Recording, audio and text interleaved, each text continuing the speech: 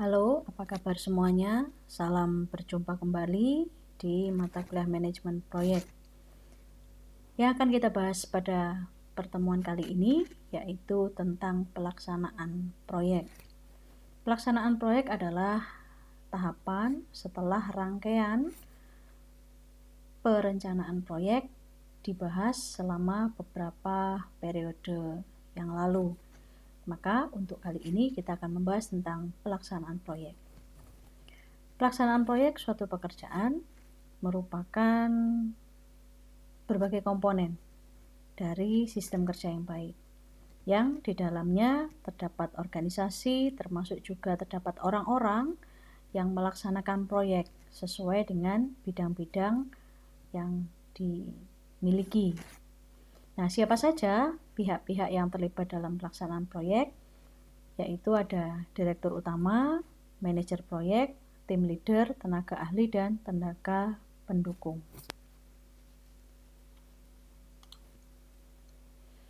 Nah, direktur utama ini biasanya yang punya kontraktor atau yang menerima order atau yang menerima tender dari klien atau user untuk pelaksanaan sebuah proyek. Maka tugas direktur utama di dalam pelaksanaan proyek yaitu menjalankan fungsi kendali dan konsultasi materi proyek, serta sebagai penanggung jawab utama dalam pekerjaan, terutama tentang hubungan dengan pihak eksternal maupun dengan pihak-pihak internal, yang mana untuk relasi atau hubungan dengan pihak eksternal adalah dengan pihak-pihak user atau klien. Sedangkan tugas manajer proyek dalam hal ini bertanggung jawab kepada direktur utama untuk melaporkan perkembangan-perkembangan proyek di setiap periodenya, bisa setiap hari, setiap minggu, atau setiap bulan. Kemudian bertanggung jawab atas seluruh pelaksanaan kegiatan proyek, mulai dari persiapan sampai dengan serah terima penyelesaian proyek.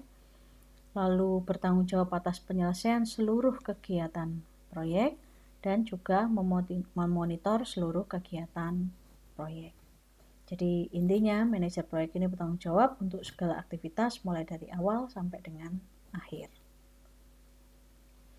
Sedangkan tim leader bertugas untuk mengkoordinasikan, mengarahkan, memberikan bimbingan dalam hal substitusional maupun non-substitusional dalam melaksanakan proyek. Nah, berarti tim leader ini bertanggung jawab kepada direktur utama dan juga manajer proyek sebagai pemberi kerja. Maka tim leader lebih kepada orang yang memimpin di lapangan, yang juga memberikan arahan tentang hal-hal yang terkait dengan pekerjaan proyek, mulai dari pekerjaan utama maupun pekerjaan-pekerjaan yang sifatnya mendukung atau pendukung proyek, termasuk juga pekerjaan-pekerjaan yang istilahnya wajib dikerjakan atau yang bisa digantikan. Kemudian di bawahnya tim leader adalah tenaga ahli yang melakukan pengkajian sesuai dengan bidang atau aspek masing-masing, serta bertanggung jawab terhadap pekerjaan sesuai dengan bidangnya dan melakukan kerjasama tim. Jadi tenaga ahli ini lebih kepada orang-orang yang memiliki keahlian sesuai dengan bidang masing-masing, yang bekerja mengerjakan bagian-bagian proyek sesuai dengan keahlian yang dimiliki. Contoh misalnya pada proyek konstruksi, maka tugas tenaga ahli electricity atau kelistrikan berarti terkait dengan kelistrikan. Tugas tenaga ahli bangunan berarti terkait dengan pada saat proses membangun. Tugas tenaga ahli keuangan berarti mengatur anggaran, pengeluaran selama proyek dilaksanakan, dan sebagainya. Dan berikutnya adalah tenaga pendukung, yaitu merupakan pendukung terhadap lancarnya proses pelaksanaan pekerjaan proyek. Maka tenaga pendukung ini bisa berupa tenaga administratif atau non-administratif.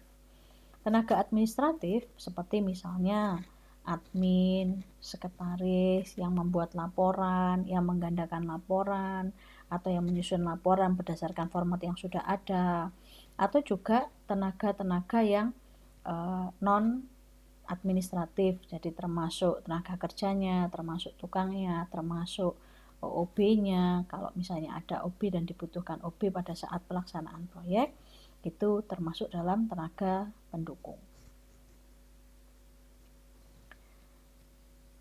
Tugas pelaksana proyek secara umum ya. Jadi tadi ada pihak-pihak yang berperan, kemudian ini adalah tugas secara umum yang harus dilaksanakan oleh pelaksana proyek. Dalam pelaksanaan suatu proyek konstruksi, dibutuhkan pelaksana proyek agar proyek dapat selesai sesuai dengan order klien. Nah, maka tugas pelaksana proyek yang pertama adalah memahami gambar desain dan juga spesifikasi teknis sebagai pedoman dalam melaksanakan pekerjaan di lapangan. Yang berikutnya, bersama dengan bagian engineering, bertugas untuk menyusun metode pelaksanaan konstruksi dan jadwal pelaksanaan pekerjaan. Lalu memimpin dan mengendalikan pelaksanaan pekerjaan di lapangan sesuai dengan persyaratan, yaitu waktu, mutu, biaya yang telah ditetapkan. Bertugas juga pelaksana proyek itu membuat program kerja mingguan dan mengadakan pengarahan kegiatan harian kepada pelaksanaan pekerjaan. Artinya semacam briefing begitu ya, supaya aktivitas setiap hari itu sesuai dengan target-target yang sudah ditentukan. Jadi pengarahan harian ini berfungsi untuk semacam reminder, memberikan pengingat kembali apa program kerja yang harus dilakukan harian, termasuk juga target-target mingguan, target-target bulanan, dan seterusnya. Lalu mengadakan evaluasi dan membuat laporan hasil pelaksanaan pekerjaan di lapangan. Demikian juga bertugas untuk membuat laporan harian tentang pelaksanaan dan pengukuran hasil pekerjaan di lapangan. Bertugas juga mengadakan pemeriksaan dan pengukuran hasil pekerjaan di lapangan. Artinya sudah sampai mana progresnya, apakah sesuai dengan spesifikasi yang sudah ditetapkan harian, mingguan, bulanan, dan seterusnya. Kemudian membuat laporan harian tentang pelaksanaan pekerjaan agar selalu sesuai dengan metode konstruksi dan instruksi kerja yang telah ditetapkan, serta menerapkan program keselamatan kerja dan kebersihan di lapangan. Jadi supaya rapi dan bersih gitu ya.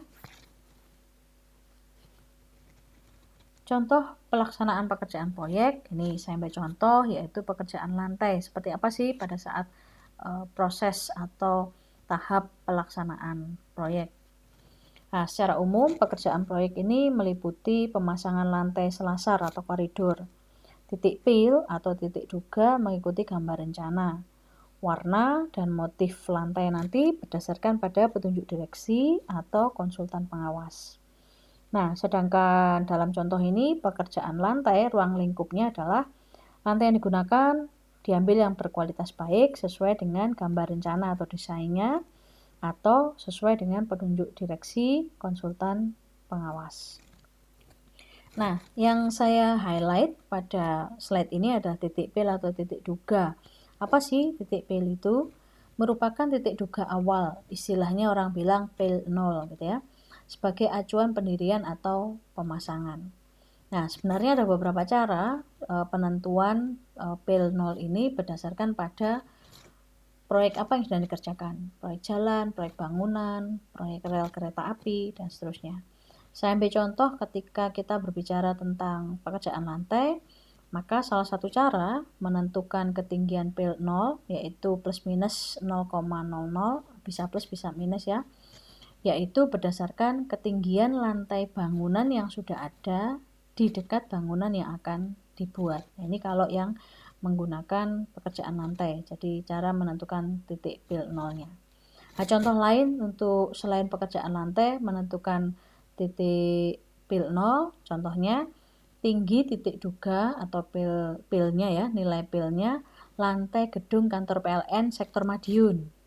Nah, itu adalah plus 0,3 dari as jalan Tamrin. Nah, ini salah satu contoh. Kemudian ditetapkan dalam contoh ini ketentuan-ketentuan pekerjaan pemasangan lantai, diantaranya pemasangan lantai sesuai dengan petunjuk direksi pelaksana, yaitu pekerjaan pemasangan ubin lantai baru diperkenankan untuk dipasang setelah semua pekerjaan dinding atau plester dan plafon selesai. Jadi dinding, plesteran dinding, plafon selesai dulu, baru kemudian ubin lantai. Sebelum pemasangan keramik lantai, harus direndam dalam air sampai jenuh, istilahnya supaya tidak mudah pecah dan mudah pemasangannya, gitu ya. Kemudian yang kedua, lantai keramik yang dipasang tidak boleh ada cat berupa retak-retak, gelombang-gelombang, berlubang, noda, permukaan cembung atau cekung. Sisi ubin keramik harus siku. Penyimpangan kesikuan ubin tidak boleh lebih besar dari 0,5 cm setiap jarak 10 cm ke kanan dan ke kiri. Jadi ini spesifikasi untuk pemasangan. Bahan lantai gedung digunakan keramik 40x40, sedangkan pada jenis keramik kualitas KW1, warna keramik disesuaikan dengan petunjuk direksi. Lalu pemasangan ubin keramik harus dikerjakan oleh tukang kayu yang benar-benar ahli dan menghasilkan penyelesaian yang rapi. Sedangkan pemasangan keramik yang tidak rapi, bergelombang dan sebagainya akibat dari pemasangan tidak baik harus dibongkar atau diganti. Jadi ketentuan-ketentuan ini semacam SOP lah ya, semacam SOP pelaksanaan proyek pemasangan lantai yang nantinya harus dilakukan atau dikerjakan oleh ahli-ahli pemasang keramik yang dalam hal ini bangunan konstruksi, sehingga sudah ada speknya terlebih dahulu sebelum mereka mengerjakan, sehingga segala sesuatunya itu bisa terencana dengan baik, terlaksana dengan baik karena sudah ada ketentuan ini. Berikutnya adalah pembuatan laporan pekerjaan. Laporan pekerjaan proyek itu ada 3 macam secara umum ya, ada 3 macam, yaitu buat laporan harian, laporan mingguan, laporan bulanan. Pada dasarnya bentuk laporan harian, mingguan maupun bulanan bisa dibuat sama, tinggal nanti teknis pelaporannya saja yang dilaporkan harian, mingguan maupun bulanan. Untuk laporan harian, laporan yang dibuat dari data prestasi kerja harian yang dibuat oleh kontraktor pelaksana. Laporan ini setidaknya memuat identitas pekerjaan, memuat juga judul laporan seperti misalnya laporan hari keberapa, minggu keberapa, bulan keberapa. Kemudian isinya laporan harian bisa berupa laporan utama, daftar tenaga kerja yang terlibat, daftar peralatan yang digunakan, alasan percepatan maupun keterlambatan pekerjaan proyek apa gitu ya. Nah, sedangkan untuk isi laporan utama bisa berupa acuan rencana anggaran dan belanja. Bisa juga diisi tentang bobot, dalam hal ini bisa berupa persen per item pekerjaan. Jadi bukan per paket ya, tapi per item pekerjaan. Bobotnya berapa untuk target hariannya. Kemudian ada bobot prestasi pekerjaan pada hari sebelumnya, lalu pada hari tersebut dilakukan atau dibuat laporan, serta total bobot prestasi. Nah, tabel di bawah ini adalah tabel contoh untuk laporan harian. Jadi ada nomor, ada uraian pekerjaan. Uraian pekerjaan ini berupa pekerjaan per item ya. Jadi per item pekerjaannya bukan hanya paketnya tapi sudah per item. Kemudian bobotnya untuk tiap pekerjaan. Tentu saja bobot ini pemecahan dari paket bisa dari WBS-nya, dari paketnya sampai dengan pemecahan ke tiap item pekerjaan. Kemudian prestasi pekerjaan hari yang lalu berarti bobot untuk yang kemarin. Jadi ini sudah berapa persen, kemudian yang hari ini berapa persen, lalu kumulatif sampai dengan hari ini itu sudah berapa persen.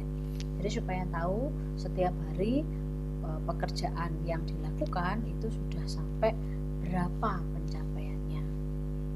Kemudian yang disebut dengan harga ini sesuai dengan rencana anggaran, artinya terkait dengan berapa harga per item pekerjaan, harga proyeknya. Kemudian jumlah, di mana jumlah ini adalah perkalian antara bobot pekerjaan kumulatif dikalikan dengan harganya. Kemudian bobot hari ini berarti dari jumlah dibagi dengan jumlah prestasinya atau jumlah total nilai paket pekerjaan dikalikan dengan persentase. Kemudian berarti tinggal sisa bobotnya, yaitu di kolom 9 atau bobot hari ini dikurangi dengan bobot yang item pekerjaan yang diinginkan. Nah, hal yang sama untuk laporan mingguan, di mana laporan mingguan ini merupakan rekapitulasi laporan harian selama 1 minggu. Jadi setidaknya laporan mingguan memuat identitas pekerjaan, lalu laporan minggu keberapa, bulan keberapa. Ya. Formatnya basically sama ya, tinggal nanti prestasi pekerjaannya saja yang diisi dari prestasi rekap mingguan. Jadi 1 minggu yang lalu, dari misalnya saja Senin sampai Jumat itu berapa, minggu ini bagaimana, lalu sampai dengan minggu ini jadi rekapitulasinya berapa. Untuk lain-lainnya berhitung sama. Kemudian untuk laporan bulanan merupakan rekapitulasi dari kumpulan laporan mingguan yang memuat setidak-tidaknya identitas pekerjaan, lalu informasi itu termasuk laporan bulan keberapa dengan format yang sama. Perbedaannya di prestasi pekerjaan itu untuk yang rekap pada 1 bulan, baik 1 bulan yang lalu, 1 bulan ini, maupun rekapitulasi bulan lalu sampai dengan bulan ini. Sisanya semuanya sama dengan format harian. Berikutnya adalah koordinasi dalam pelaksanaan proyek. Terdapat beberapa macam koordinasi pelaksanaan proyek itu, yaitu ada kick off meeting, toolbox meeting, rapat harian, rapat mingguan maupun rapat bulanan. Mari kita lihat untuk kick off meeting merupakan penjelasan menyeluruh dari manajer proyek. Jadi kick off meeting itu pertemuan yang isinya adalah manajer proyek, tim leader, sampai dengan tenaga ahli untuk menjelaskan kepada para tim leader dan anak buahnya, hitungannya gitu ya, tentang rencana anggaran pelaksanaan. Lalu target waktu proyek itu harus selesai kapan, target mutu yang harus dicapai atau target performansi, serta koordinasi dengan subkontraktor, mandor dan lain-lain, maupun juga koordinasi keuangan dan peralatan. Kemudian dalam kick-off meeting juga dilakukan pembagian tugas pekerjaan. Pada dasarnya pembagian tugas pekerjaan ini sudah tertulis di dalam perencanaan proyek, tetapi dalam kick-off meeting itu seperti semacam menegaskan kembali atau memberikan pembagian tugas yang secara lebih detail yang sekiranya pada saat pembuatan perencanaan belum tercantum di dalamnya secara lebih rinci. Kemudian menyusun standard operation procedure untuk pelaksanaan proyek serta menyusun program jangka pendek.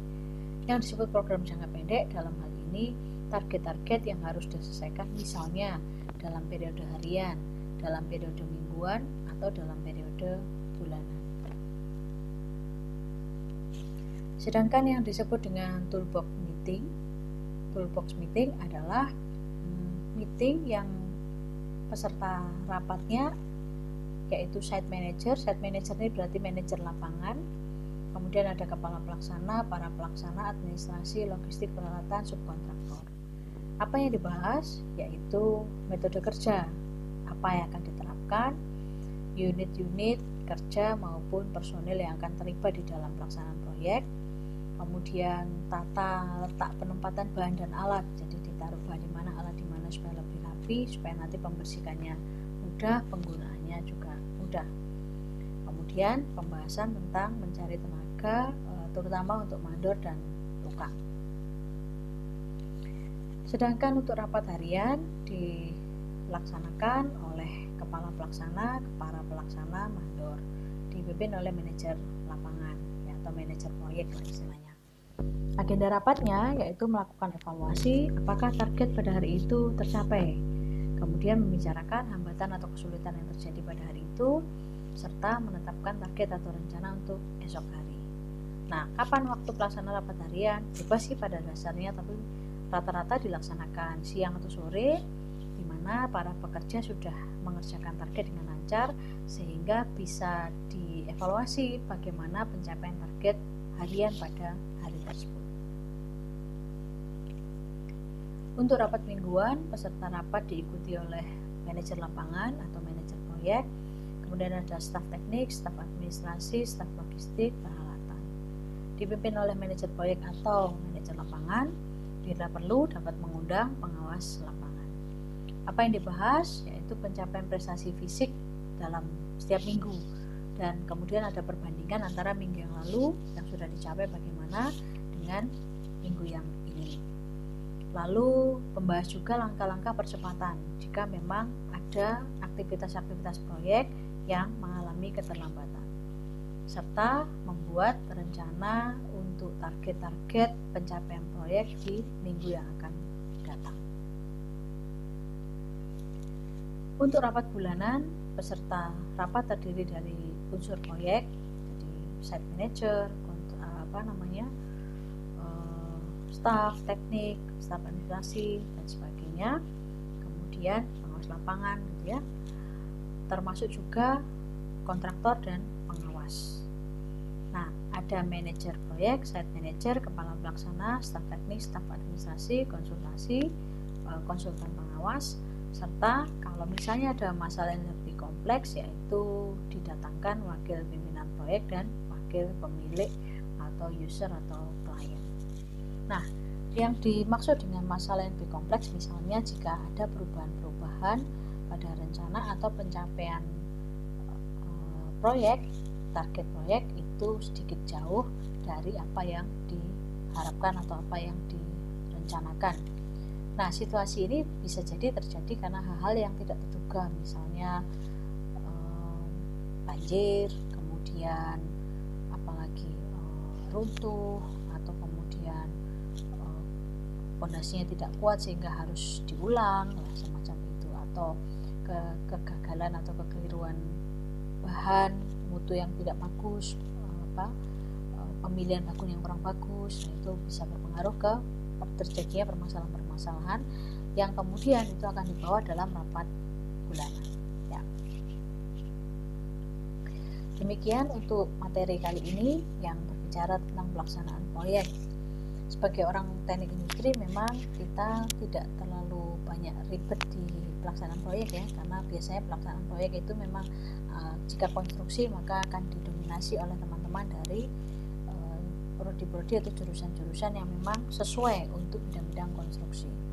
Namun demikian, kita sebagai orang teknik industri perlu mengamati atau perlu mengetahui bagaimana mekanisme sebuah proyek, karena kemungkinan kita juga akan masuk di dalam pertemuan-pertemuan untuk membahas rangkaian-rangkaian proyek, terutama tentang penyediaan sumber daya maupun penggunaan dan evaluasi sumber daya yang bisa jadi kita sebagai orang teknik industri terlibat di dalamnya.